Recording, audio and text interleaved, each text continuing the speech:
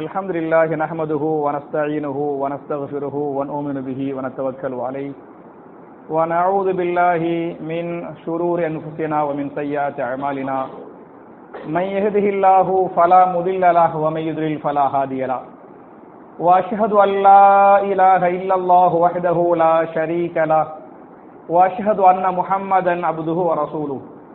اللهم صل على محمد وعلى آل محمد كما صليت على إبراهيم وعلى آل إبراهيم إنك حميد مجيد. اللهم بارك على محمد وعلى آل محمد كما باركت على إبراهيم وعلى آل إبراهيم إنك حميد مجيد. أعوذ بالله من الشيطان الرجيم. بسم الله الرحمن الرحيم.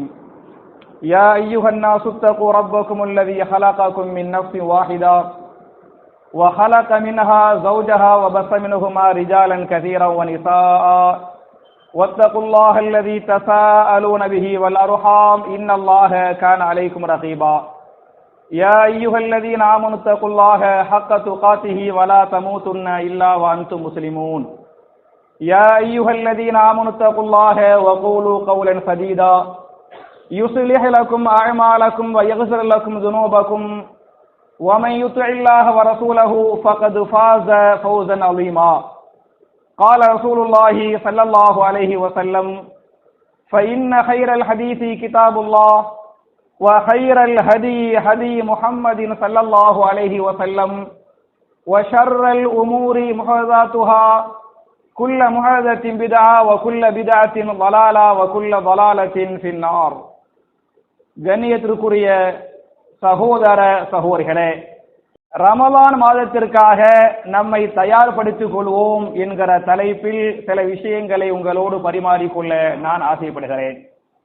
என் அருமை சகோதரர்களே, தாய்மார்களே, உங்களுக்கு தெரியும், நாம் ரமலான் மாதத்தை நெருங்கி சென்று கொண்டிருக்கிறோம். நம்மை நோக்கி ரமலான் மாதமும் புனிதமான மாதம் நெருங்கி வந்து கொண்டிருக்கிறது என்ற காரணத்தால அந்த மாதத்துல நம்ம என்னென்ன இபாதத்தை பண்ணணுங்கிறத முன்கூட்டியே நம்ம திட்டமிட்டுக்கிறனே. எந்த ஒரு செயலை நாம் செய்வதாக இருந்தாலும் ஒரு தயாரிப்பு செய்வோமா இல்லையா? ஒண்ணுமில்லை, இங்கேருந்து மெட்ராஸுக்கு போகணும், சும்மா போயிட மாட்டோம்.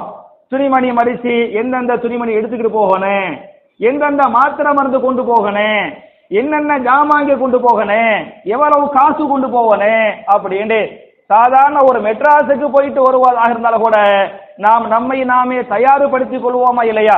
அது மாதிரி இந்த ரமலான் என்று சொல்லக்கூடிய புனிதமான மாதத்தை அடைகிற போது நம்ம நம்மளை தயார்படுத்திக்கிறணும், திட்டமிடணும் அப்படிங்கறத நம்ம புரிஞ்சுக்கிறேன்.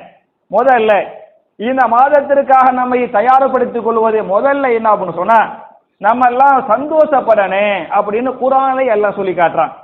அதாவது ரமலான் மாதத்தை அடையக்கூடிய பாக்கியத்தை அல்லாஹ் நமக்கு தந்திருக்கிறானா இல்லையா?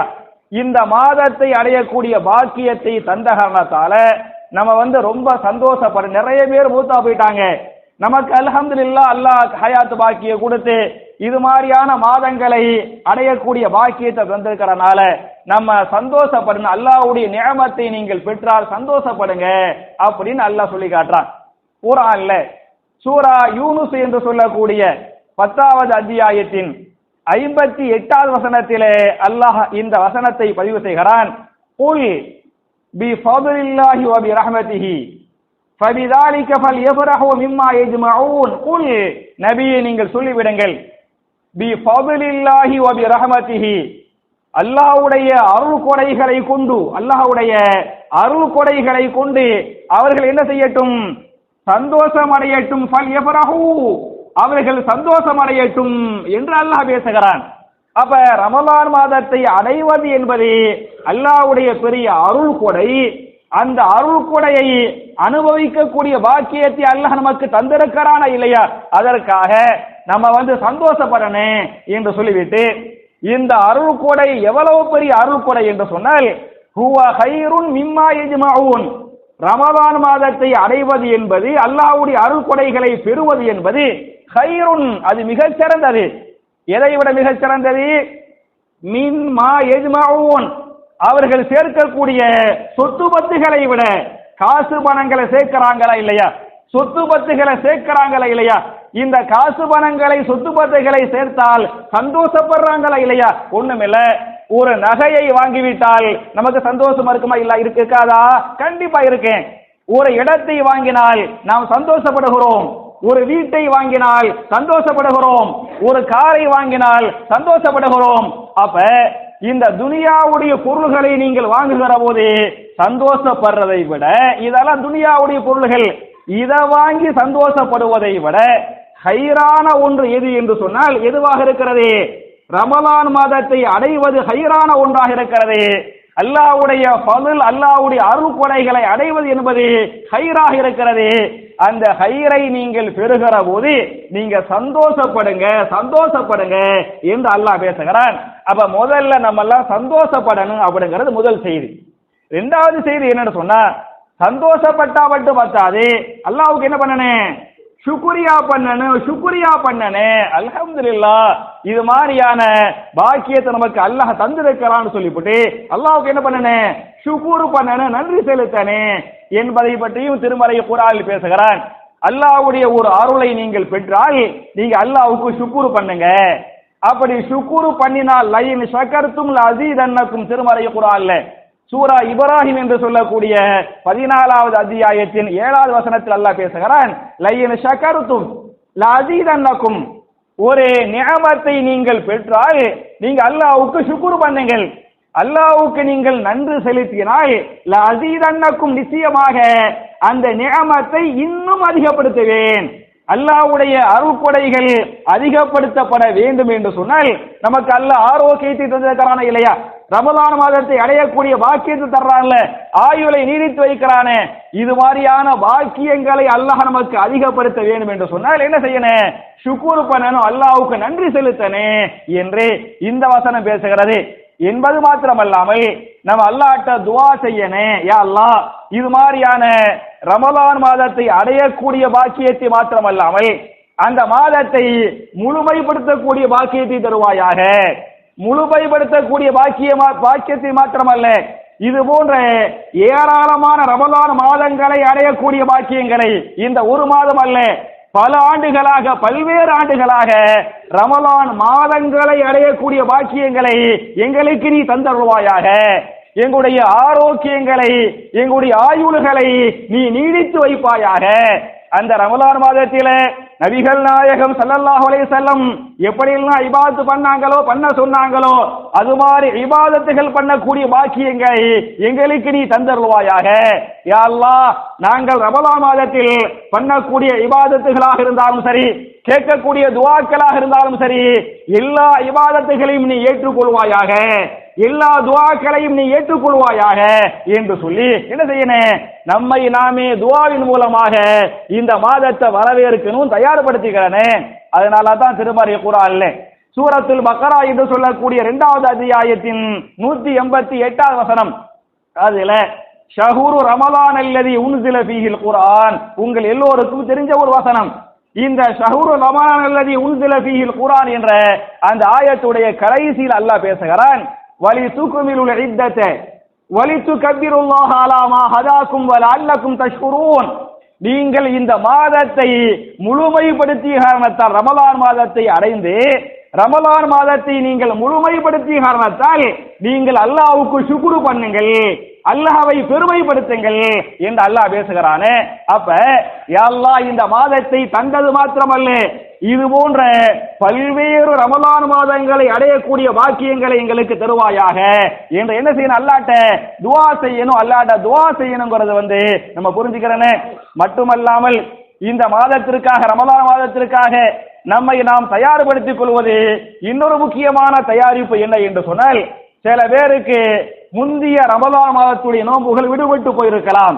அது நோயாளியாக இருக்கலாம், பிரயாணிகளாக இருக்கலாம், பெண்களாக இருந்தால் மாதவிலக்கு காரணமாக இருக்கலாம். அது மாதிரி சில நோன்புகள் அவங்களுக்கு போன வருஷத்துடைய நோன்புகள் விடுபட்டு போயிருக்கலாம்.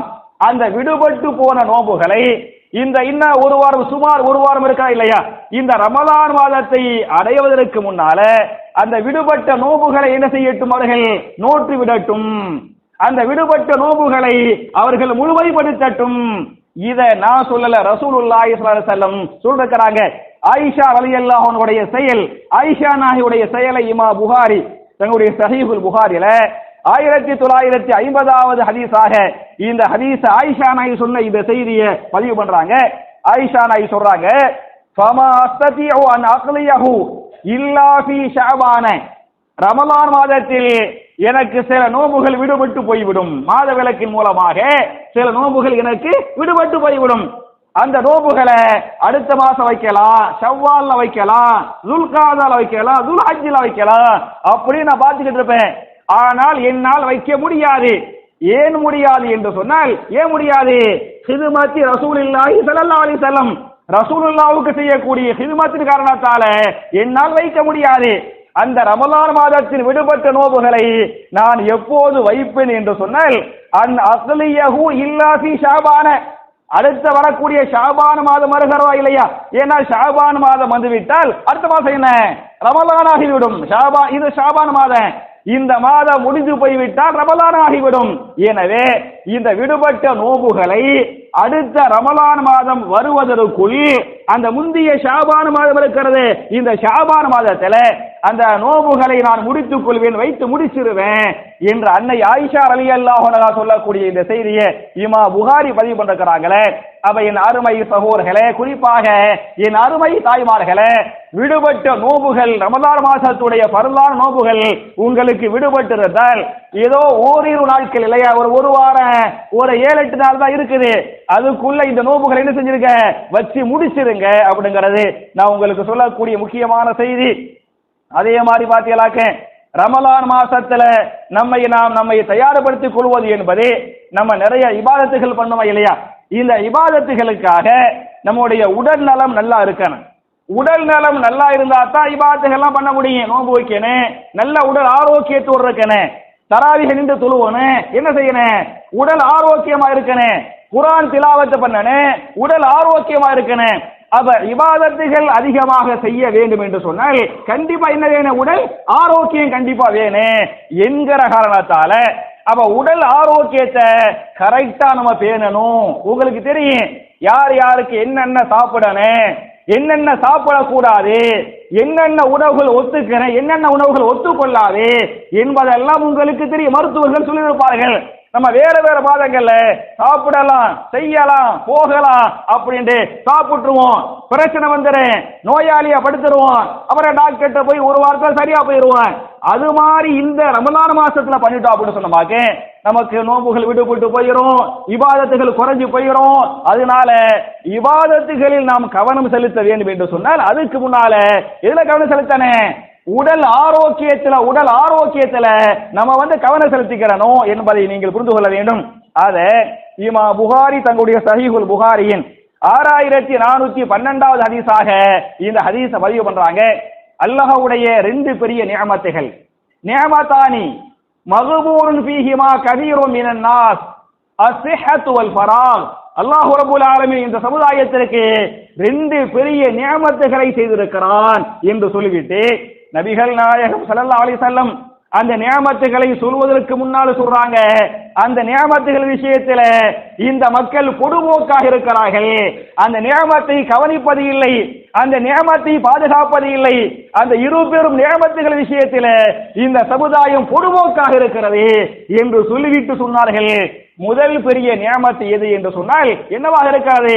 அஸ்ஸிஹா, உடல் ஆரோக்கியம். உடல் ஆரோக்கியம் என்பது அல்லாஹ் நமக்கு தந்திருக்கக்கூடிய பெரிய நியாமத்து. அந்த நியாமத்தை பத்தி கண்டிப்பா அல்லாஹ் விசாரிப்பான். தும்மல துஸஅலுன யௌமைதின் அனின் நஈம், ஒவ்வொரு நியாமத்துகளை பற்றி நீங்கள் மறுமையிலே அல்லாஹ்வால் விசாரிக்கப்படுவீர்கள் என்று அல்லாஹ் பேசுகிறானே. அப்ப முதல் பெரிய நியாமத்து என்பது உடல் ஆரோக்கியம். 2வது நிஅமத் என்பது ஓய்வு நேரம். எனவே என் அருமை சகோதரர்களே, நமக்கு மாஷா அல்லாஹ் தபாரக்கல்லாஹ் அல்லாஹ் இந்த ஆரோக்கியம் தந்திருக்கிறான்ல, இந்த ஆரோக்கியத்தை இப்படியே பாதுகாக்கணும். பாதுகாத்து இப்படி போனாதான் என்ன செய்ய முடியும், ரமலான்ல நல்ல இபாதத்தை பண்ண முடியும், நல்ல இபாதத்தை பண்ண முடியும். இல்லைன்னா இபாதத்து குறைஞ்சு போயிடும் என்பதை புரிஞ்சுக்கிட்டு எதெல்லாம் நம்ம உடம்புக்கு ஒத்துக்குறவோ, உடம்பு ஏற்றுக்கொள்கிறதோ, டாக்டர்கள் சொல்றாங்களோ அதுகளை சாப்பிடணும். எதை உடம்பு ஏற்றுக்கொள்ளாதோ அது என்ன செய்யக்கூடாது, சாப்பிடக்கூடாது. மனசை கட்டுப்படுத்திக்கிறணும் என்று நீங்க புரிஞ்சுக்கிறனே, இது முக்கியமானது. அதே மாதிரி பாத்தீங்களாக்க ரமலான் மாசம் வர்றதுக்கு முன்னால நம்ம என்னென்ன இபாதத்துகள் பண்ணணும் சொல்லி திட்டமிடணும். மாசம் வருது. இந்த மாசத்தை நம்ம எப்படி பயன்படுத்திக்கிறனே, என்னென்ன இபாதத்துகள் பண்ணணும்னு சொல்லி என்ன செய்யணும், திட்டமிடணும். இந்த எந்த வாழ்க்கையாக இருந்தாலும் சரி, வாழ்க்கையில் ஒருவர் ஜெயிக்க வேண்டும் என்று சொன்னால் கண்டிப்பா என்ன வேணும், திட்டமிடுதல். திட்டமிடுதல் கண்டிப்பா வேணும். திட்டமிடுதல் இல்லை என்று சொன்னால் வாழ்க்கையில் வெற்றி பெற முடியாது. ஒண்ணுமில்ல, ரசூலுல்லாஹி ஸல்லல்லாஹு அலைஹி வஸல்லம் அவங்க ஹிஜ்ரத் போனாங்க. ஹிஜ்ரத் என்பது மிக முக்கியமான ஒன்று. அதுல எப்படி போகணும், யார கூட்டிக்கிட்டு போகணும், எந்த வழியா போகணும், திட்டமிட்டாங்களா இல்லையா? திட்டமிடுறாங்க. திட்டமிட்டனால ஜெயிச்சாங்க. ஜெயிச்சனால இஸ்லாம் வளர்ந்தது, இஸ்லாம் பரவியது. எப்படி திட்டமிடுறாங்க உங்களுக்கு தெரியும். ரசூலுல்லாஹி ஸல்லல்லாஹு அலைஹி வஸல்லம் திட்டமிட்டு மக்காவுலேருந்து மதீனாவுக்கு போயிரனே, இது திட்டமிடுறாங்க. திட்டமிட்டு மதீனாவுக்கு போறாங்கல்ல, மதீனாவுக்கு போகும்போது எல்லாரையும் சேர்த்து கூட்டிட்டு போகணும் அப்படின்னு கூட்டிட்டு போகல. யாரை மட்டும் கூட்டிட்டு போகணும், நம்மளோடு செய்யுதுனா அபூபக்கர் சித்திக் ரலியல்லாஹு அன்ஹு அவங்கள மட்டும் அழைச்சிட்டு போகணும். இது அவங்க தீட்டிய திட்டம். அப்படி திட்டமிட்டு அவங்கள மட்டும் அழைச்சிட்டு போய் மதீனாவுக்கு போறேன்னு யாருக்குமே சொல்லாம அபூபக்கர் சித்திக் கிட்ட மதீனாவுக்கு போறேன்னு சொல்லி போட்டு மதீனாவுக்கு போனாங்க. மதீனாவுக்கு போகல, எதுல வச்சு போறாங்க, ஆப்போசிட் திசையில, யமன் திசை. அதாவது வலது பக்கம் இங்கிட்டு போனா மதீனான்னு சொன்னா, ரைட்ல போனா மதீனான்னு சொன்னா, ரசூலுல்லாஹி ஸல்லல்லாஹு அலைஹி வஸல்லம் ரைட்ல போகல, இங்கிட்டு போறாங்க, லெஃப்ட்ல போறாங்க, யமனை நோக்கி போறாங்க. யமனை நோக்கி போறாங்க. ஆச்சரியம், யாருக்குமே ஒண்ணு தெரியல. கேட்க அபூபக்கர் சித்திக் கூட கேட்கல. சமீஅனா வாத்தானாதான் மதீனா நம்மள ரசூலுல்லாஹ் மதீனாவுல இங்கிட்டுல இருக்குது, நம்ம 1000 பேசிருப்போம்.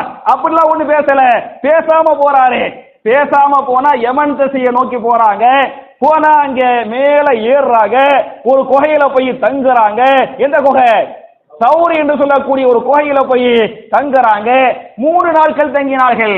ஏன் தங்குறாங்க, அப்பதான் மக்காவுடைய காவிர்களுடைய வேகம் குறையும். தேடிக்கிட்டு வர்றாங்கல்ல, குடிக்கணும், தலையை எடுக்கணும், வெட்டணும், தேடுறாங்கல்ல, எல்லாமே ஒரு குறிப்பிட்ட காலகட்டத்தில் இருக்க போகுது.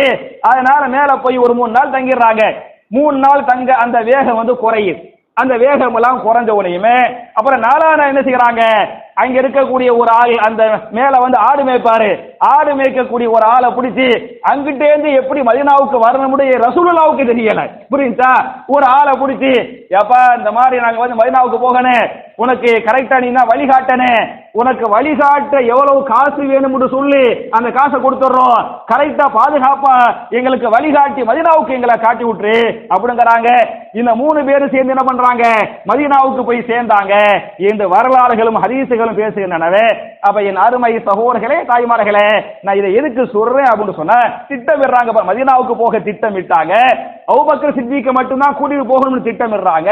அது மாதிரி மதீனாவுக்கு போகாம யமன் திசையில போகணும் திட்டமிடுறாங்க. 3 நாள் தங்கி வேகத்தை என்ன செய்யணும், குறைக்கணும் திட்டமிடுறாங்க.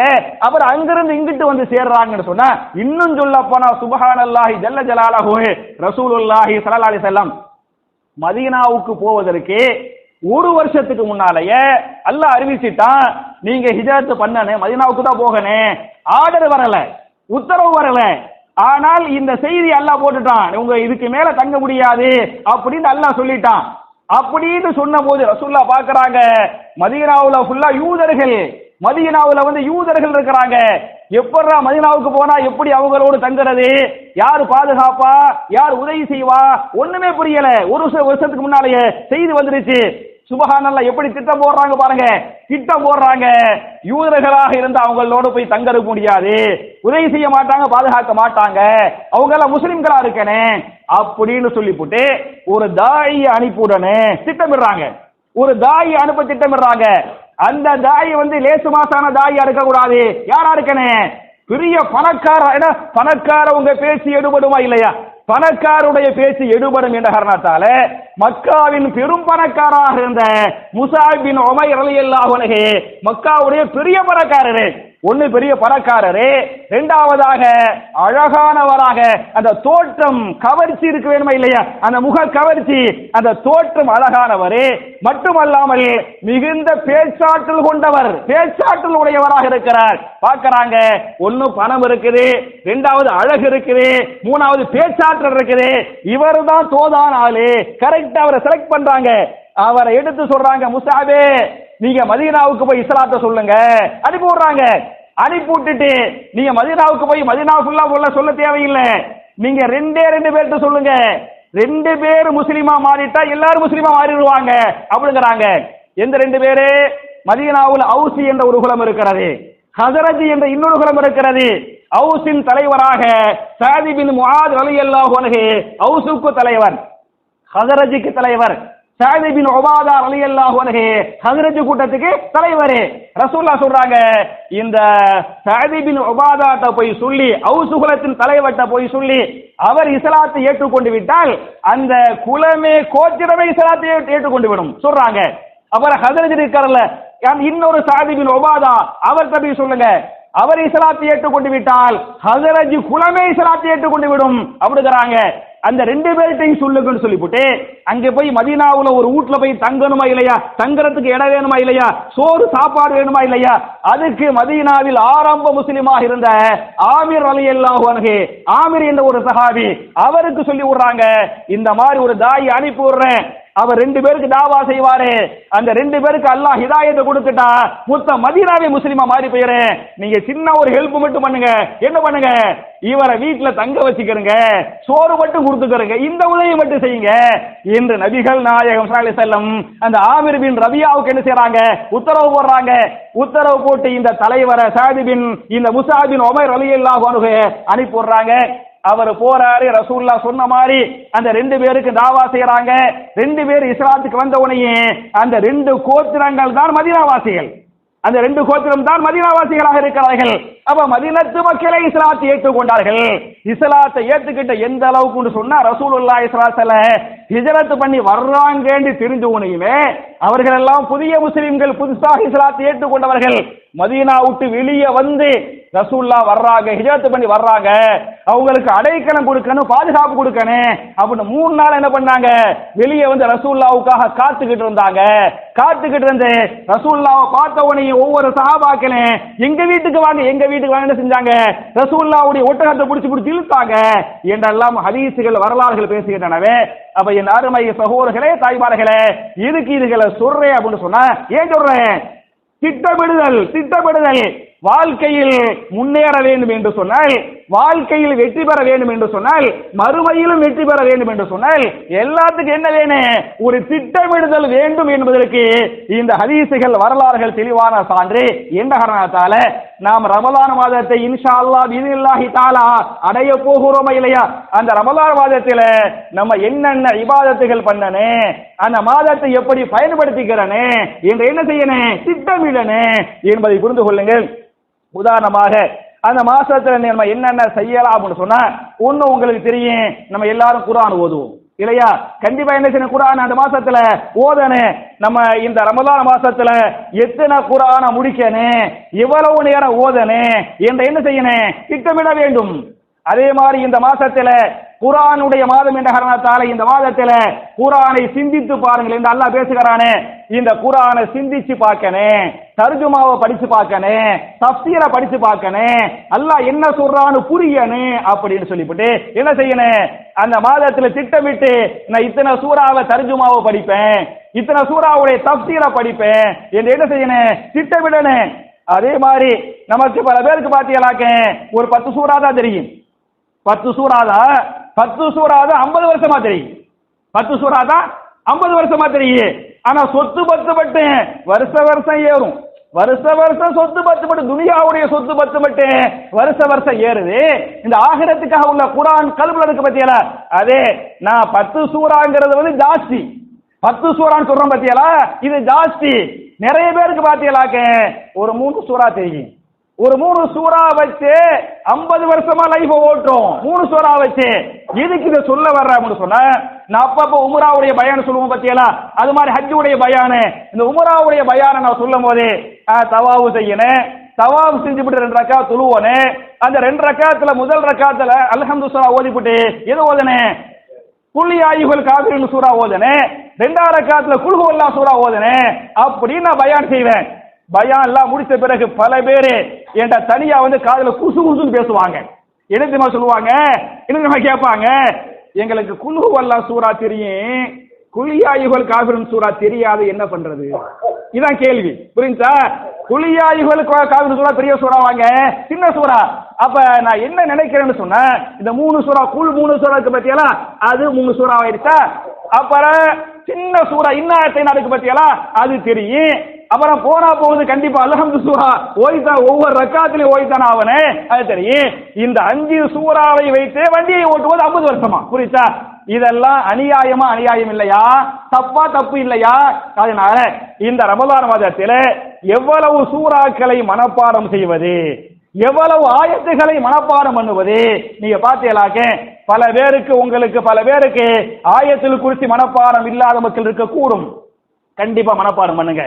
அதே மாதிரி பாத்தீங்களாக்க சூரத்துல் பக்ராவுடைய கடைசி 2 ஆயத்துகள் பல பேருக்கு மனப்பாடம் இல்லாம இருக்கலாம், கண்டிப்பா மனப்பாடம் பண்ணுங்க.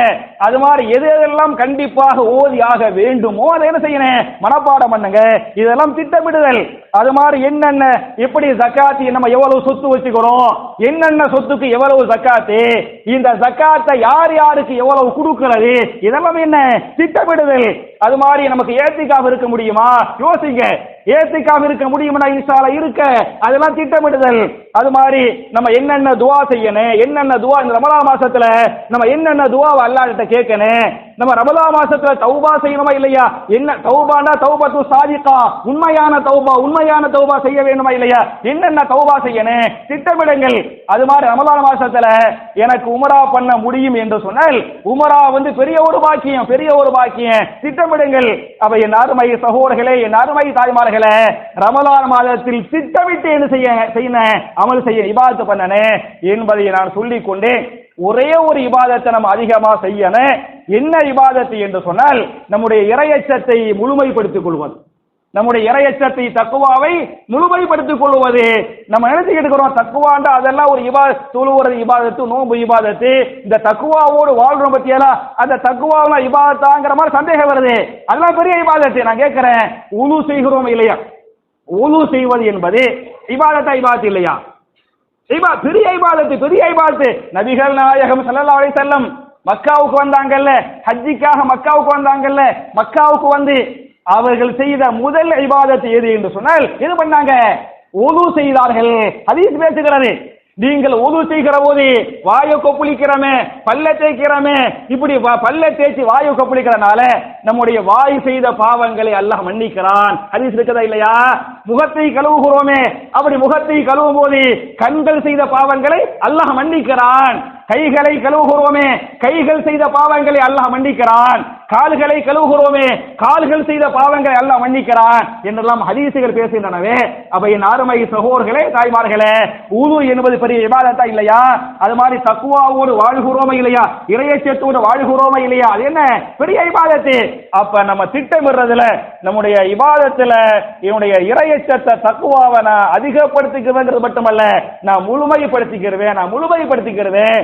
ரசூலுல்லாஹி ஸல்லல்லாஹு அலைஹி வஸல்லம் எந்த அளவுக்கு அல்லாஹ்வுக்கு பயந்தாங்களோ, சஹாபாக்கள் எந்த அளவுக்கு அல்லாஹ்வுக்கு பயந்தாங்களோ அந்த அளவுக்கு அல்லாஹ்வுடைய பயத்தோடு வாழ என்ன செய்வனா, முயற்சிப்பேன் என்று நம்முடைய இறையச்சத்தை முழுமைப்படுத்திக் கொள்வது என்பது நாம் செய்ய வேண்டிய மிக முக்கியமான ஒரு இபாதத்து. அதுக்காக நம்ம தக்வாவுக்காக நான் நிறைய துஆக்கள் செய்யுங்கன்னு சொல்லிருக்கிறேன் இல்லையா? போன வாரம், அதுக்கு முந்தைய வாரம் எல்லாம் தக்வாவுக்காக நிறைய துஆ சொன்னேன்ல. போன வாரம் என்ன துஆ சொன்னேன்? அல்லாஹும்ம இன்னி அஸ்அலுக்கல் ஹுதா வத்துகா வல் அஃபாஃப வல் கினா இல்லையா? தக்வாவை கேட்கிறோம், அல்லாஹும்ம இன்னி அஸ்அலுக்கல் ஹுதா, அல்லாஹ்வே எனக்கு ஹிதாயத்தை தருவாயாக, வத்துகா தக்வாவை இறையச்சத்தை தருவாயாக, வல் அஃபாஃப ஹலால் ஹராமை பேணி வாழக்கூடிய பாக்கியத்தை தருவாயாக, வல் கினா என்னை கனியாக பொருளாதார செழிப்பை தருவாயாக.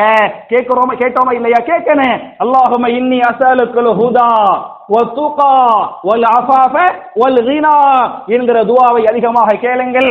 அதுக்கு முந்தைய வார ஒரு துஆவை பார்த்தோம். அல்லாஹும்ம ஆத்தி நஃப்ஸி தக்வாஹா வ ஸக்கிஹா அன்த கைரும் மன் ஸக்காஹா அன்த வலியுஹா மாஷா அல்லாஹ் தபாரக்கல்லாஹ் அந்த வலியுஹா வ மௌலாஹா. புரியுதா? அப்ப இதெல்லாம் சும்மா சொல்றதுக்கு இல்ல, என்ன கேட்கறதுக்கு. கையத்தூர் யா அல்லாஹ் இந்த காசத்தா அல்ல, அந்த காசத்தா அல்ல, இந்த சொத்து சுகத்தா அல்ல, இந்த நோயை நீக்க அல்ல, எல்லாம் அப்படி கேட்கிறோமா இல்லையா? இவ காசு பணத்தை கேட்கிற மாதிரி யா அல்லாஹ் எனக்கு இறையச்சத்தை தத்துவாவத்தா அல்லாஹ் என்று நம்ம அல்லாஹ்ட்ட அதிகமா கேட்கணும். ஏன் அப்படின்னு சொன்னா, யாருக்கு மறுமை, யாருக்கு மறைவில மறைவாக தனிமையில் இருக்கும் போதே அல்லாஹ்வுக்கு யாரு பயப்படுறாங்களோ அவர்களை பற்றி அல்லாஹ் சொல்றான், அல்லாஹ்வுடைய ரசூல் சொல்றாங்க. தனிமையில் அல்லாஹ்வுக்கு பயப்படுறாங்கல்ல, அவங்களுக்கு அல்லாஹ் தரக்கூடிய 3 பாக்கியங்கள். முதல் பாக்கியம் என்ன என்று சொன்னால், அவங்களை அல்லாஹ் மன்னிச்சிடுவான். குர்ஆனை படிச்சு பாருங்க, சூரத்துல் முல்க் 67வது சூராவுடைய 12வது ஆயத்து. இன்னல்லதீன யக்ஷான ரப்பஹும் பில் கைபி லஹும் மக்ஃபிரத்துன் வ அஜ்ருன் கபீர். யாரு தனிமையில் அல்லாஹ்வுக்கு பயப்படுறாங்களோ அவர்களை அல்லாஹ் மன்னிப்பதாக, அல்லாஹ்வுடைய மன்னிப்பு கிடைப்பதாக குர்ஆன் பேசுகிறது. அதே மாதிரி ஹதீஸ்ல வந்து ஒன்னு மன்னிப்பு, இரண்டாவது மஹ்ஷர்ல அல்லாஹ்வுடைய அரிஷின் நிழல், ஒன்னு மன்னிப்பு, இரண்டாவது அல்லாஹ்வுடைய அரிஷின் நிழல், மூணாவது என்ன, சொர்க்கம் என்று வாஜுருன் கபீர், பெரிய கூலியை தருவேன் என்று அல்லாஹ் பேசுகிறான். அப்ப என் அருமை சகோதரர்களே, என் அருமை தாய்மார்களே, எப்படி நபிகள் நாயகம் ஸல்லல்லாஹு அலைஹி வஸல்லம் ரமலான் மாதத்தை பயன்படுத்த சொன்னாங்களோ, சஹாபாக்கள் இந்த மாதத்தில் எப்படியெல்லாம் இபாதத்து பண்ணாங்களோ, அதுபோன்று வரக்கூடிய ரமலான் மாதத்தை முழுமையாக சரியாக பயன்படுத்தக்கூடிய தௌஃபீகை நாம் எல்லோருக்கும் அல்லாஹ் தந்தருவானாக என்ற துஆவோடு முடிக்கிறேன். ரப்பனா ஆத்தினா ஃபித் துன்யா ஹஸனத்தன் வ ஃபில் ஆখিরাতি ஹஸனா வ கினா அஸாபன் நார்.